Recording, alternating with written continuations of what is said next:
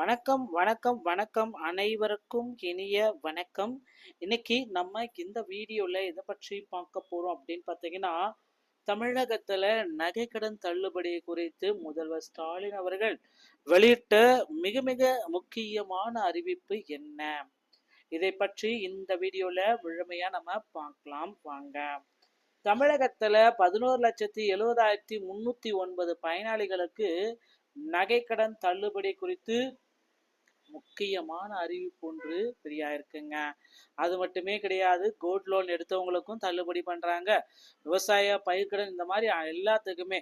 So already நீங்க முன்னாடியே நீங்க பார்த்துருப்பீங்க. ஆமாங்க, 1ஆம் தேதி, இந்த ஆகஸ்ட் 1ஆம் தேதியிலிருந்து கூட்டுறவு வங்கியில் வைத்திருக்கக்கூடிய நகை அடைமான கடன்கள் அனைத்தும் முழுமையாக தள்ளுபடி செய்யப்படும் அப்படின்ட்டு சொல்லிட்டு இருக்காங்க.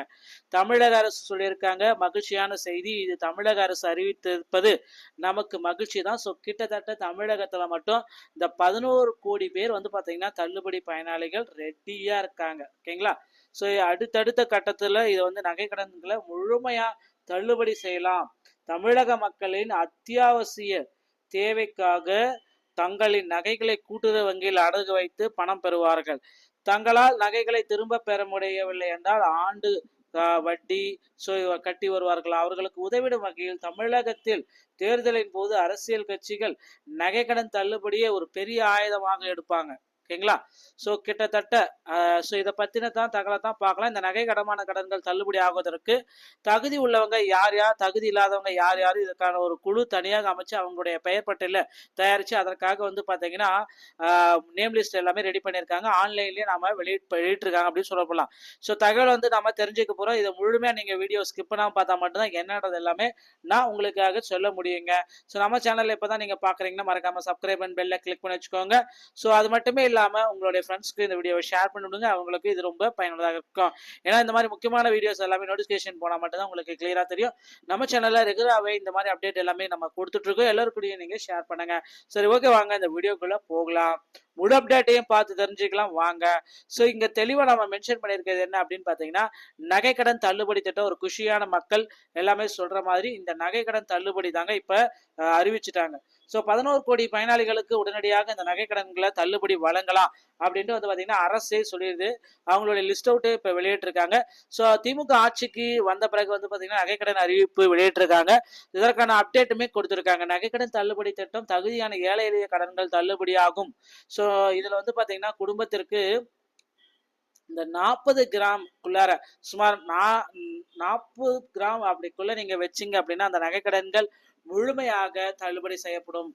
அதாவது 5 சவரனுக்குள்ளாம நீங்க வச்சிருக்க நகைக்கடன்கள் அனைத்துமே கூட்டுறவுத்துறையில வச்சிருந்தீங்கன்னா முழுமையா அதை தள்ளுபடி செய்யலாம்.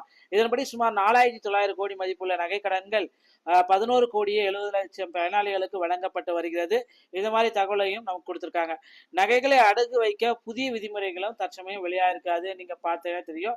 இதனிடையே நகைகளை அடகு வைப்பதற்கான புதிய விதிமுறைகள் என்னென்ன அதையும் நான் உங்களுக்கு சொல்லிடுறேன். ஸோ ரிசர்வ் வங்கி தமிழக அரசு வெளியிட்ட நிதியமைச்சர் தங்கம் தென்னரசு எதிர்ப்பு தெரிவித்துள்ளார். இது தொடர்பாக அவர் வெளியிட்டுள்ள பதிவில் நகை அடமானம் வைப்பதில் பல புதிய விதிமுறைகளை கொண்டு வந்து சாமானியர்களின் தலையில் இடியை இறக்கி இருக்கிறது இந்த ரிசர்வ் வங்கி அப்படின்னு கூட நம்ம சொல்லலாம். ஏழை எளிய நடுத்தர குடும்பங்களை பெரும்பாலும் தங்கள் அவசர தேவைக்காக நகைக்கடன் போன்றவற்றை சார்ந்திருக்கும் சூழலில் அதன் மீது மத்திய ரிசர்வ் வங்கி விதித்திருக்கும் விதி இதனால வந்து சாமானிய மக்கள் எல்லாமே பாதிக்கப்படுறாங்க. ஸோ இதனால மத்திய அரசு ரிசர்வ் வங்கி உடனடியாக இதை கைவிட வேண்டும். குறிப்பாக நகையின் மதிப்பில் முன்பை விட 5% குறைத்து காட்டணும் அப்படின்றத தெள்ள தெளிவாக குறிப்பிட்டு சொல்லிட்டாங்க.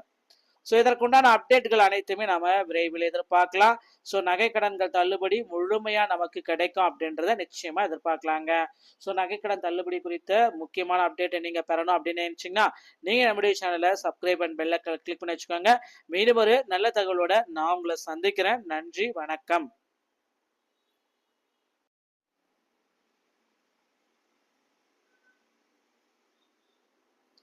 வணக்கம் வணக்கம் வணக்கம் அனைவருக்கும் இனிய வணக்கம்.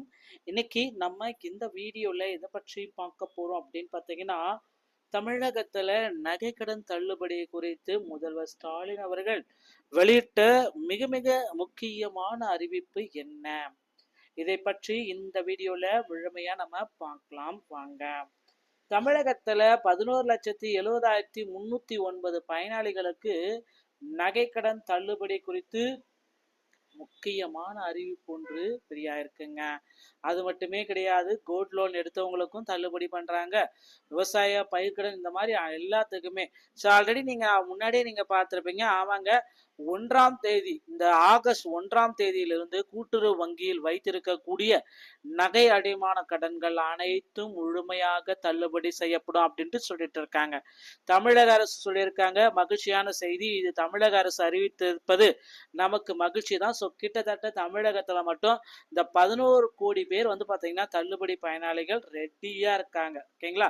ஸோ அடுத்தடுத்த கட்டத்துல இதை வந்து நகை கடன்களை முழுமையா தள்ளுபடி செய்யலாம். தமிழக மக்களின் அத்தியாவசிய தேவைக்காக தங்களின் நகைகளை கூட்டுறவு வங்கியில் அடகு வைத்து பணம் பெறுவார்கள்.